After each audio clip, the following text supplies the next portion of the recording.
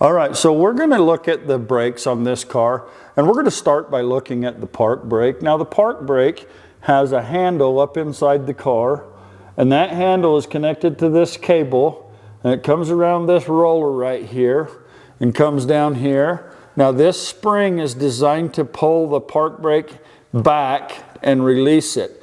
And this is a separator right here, and it helps to equalize between both of the rear wheels. Now this park brake does not hold the car. So we're actually going to take this nut right here and we're going to snug this up. I have an assistant up inside of the car who is going to help me. I'm going to turn this a little bit and then I'm going to have him pull the handle.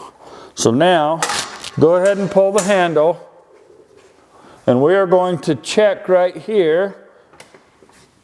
You can see that I can still turn that. Go ahead and release it again. And we're going to tighten this up just a little bit more. Now we don't want it so tight that it's hanging up while we're driving, but we want it tight enough that when we pull the brake cable, go ahead and pull it again, that it locks this tire. Go ahead and release it. I'm going to tighten this up just a little bit more.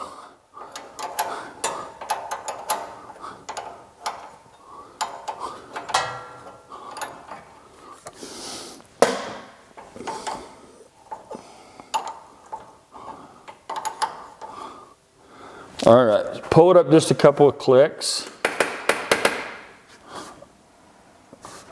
How far up is that? Just a little bit. Okay. So I'm going to tighten this up a little bit more. I want it to start catching with it only up a couple of clicks on the handle.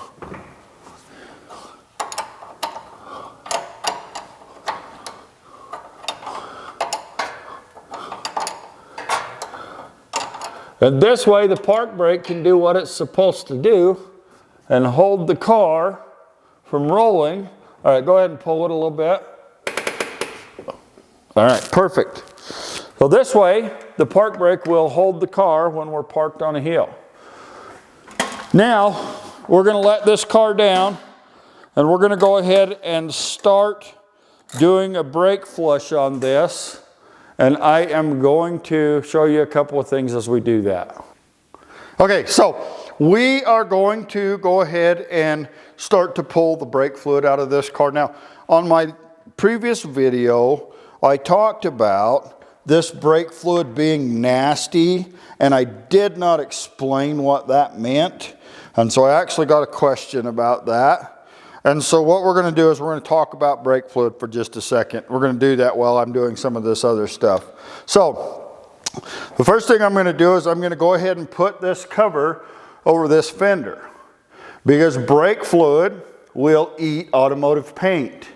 And so you don't want to get brake fluid on your automotive paint. And I'm going to go ahead and pull the cap off of this master cylinder, and I'm going to take it over here and I'm going to set it off to the side. And we're going to talk about this brake fluid just a little bit. So now brake fluid is hygroscopic, which means that it has a tendency to absorb moisture. As it absorbs moisture, that moisture has a tendency to try and rust a little bit some of the internal components. This also has a tendency to try and become a little bit abrasive in the flexible brake lines that we have on our cars. And so as that happens, the rust and the rubber from our flexible brake lines start to infiltrate the brake fluid just a little bit, and it changes the color from a nice amber color to a much darker color. This brake fluid is very dark, and I suspect if we were to test this for moisture, it would have at least 3% water in it. And so we are going to go ahead and flush this brake system out. We're going to do that by, first of all, using this fluid extractor to pull the brake fluid out of the master cylinder. And this is a pneumatic extractor. which means that it's going to make just a little bit of noise as we do this. And I'm going to take this hose, it creates a vacuum in this part down here, and that vacuum pulls the fluid through this tube and on down into this container. And we're going to suck all the fluid that we can get out of this master cylinder.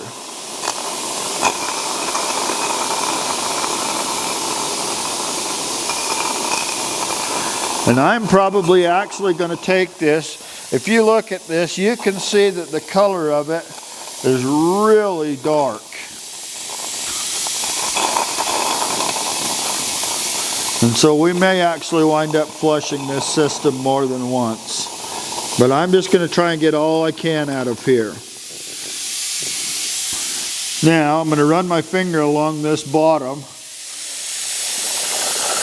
And you can see how black and nasty looking the bottom of this is. I'm actually going to wipe this system out a little bit and try and get a bunch of that junk out of here before we start doing the rest of this brake flush.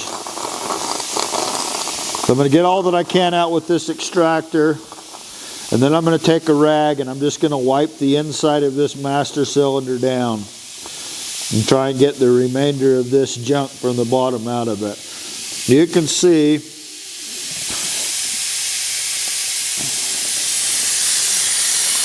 this is what's in the bottom of that master cylinder. And that is not going to react properly inside of the brake lines. So we're going to completely flush this system, and we may wind up flushing it several times. Okay, so now that we've got our old brake fluid out and have cleaned out the master cylinder, we're going to go ahead and put new brake fluid in this. Now this is going to be, as we start to do our brake flush, you can see the difference in color. If you watch as this stuff comes out of this bottle, the difference in color between this newer brake fluid and that old brake fluid. So that kind of helps you to see what it is that we've got going.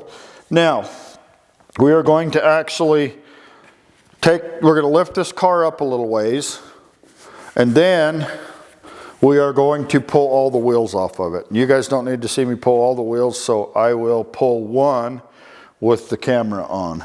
Okay, so we're going to go ahead and use our impact wrench to pull these wheels off. Now, it's fine to pull a wheel off of a car with an impact wrench. It is not fine to put a wheel back on a car with an impact wrench.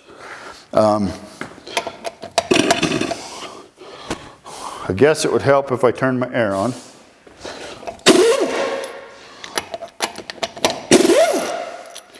Now these are magnesium wheels, which means that they have a hole in them instead of a bevel in them. And so this shoulder of this lug nut needs to go into the hole on this wheel. Now these wheels are actually a universal fit wheel. I didn't know that until I pulled them off. But if you look, instead of having a hole in them, they have a slot cut in them. And that allows for these wheels to fit different cars. Now you don't have to use the star pattern when you're pulling lug nuts off, but I do because it is a very good habit to be in. Now this is extremely important with these slotted wheels. When you put the wheels back on, you have to make sure that you get all of these shoulders down inside of these before you start to tighten these up. Because if it's not, and you tighten one up, the wheel's not going to want to move very well, and it's going to give you some problems. So I'm going to set this one off to the side here, and I will pull the other wheels off, and then we're going to come back and we're going to look at the brake pads. Okay, so we're looking at the brake pads right here. Now, there's this piece of metal right here that's the backing part of the brake pad. And as we push the brakes, it pushes these together, which causes these to push against the rotor. Now, I'm going to measure this friction material right here. That's from right there to right there. And I'm going to measure how much friction material we have. And on this one we have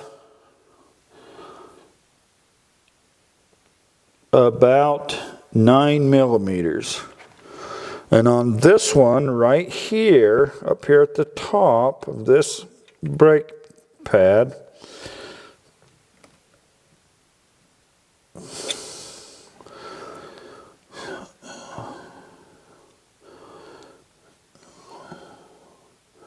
we have about 3 millimeters. Now, that is equal to about 4/32 of an inch. At 3/32 of an inch, when Utah did the inspection, safety inspection on a car, 3/32 of an inch would be a warning. 2/32 of an inch would be a fail. So these brake pads are going to need to be replaced. And so we are probably going to replace these brake pads. Now, what we're going to do next, we're going to go and look at the brake pads on the back, and I will tell you what we've got back there.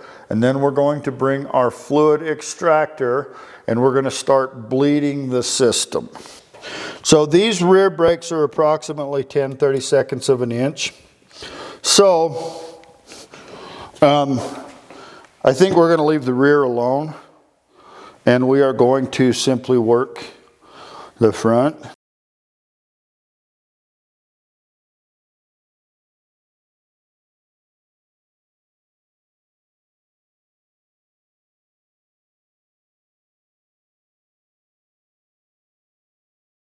Now, this brake right here has a drum inside of this part right here, and that's what runs the park brake. And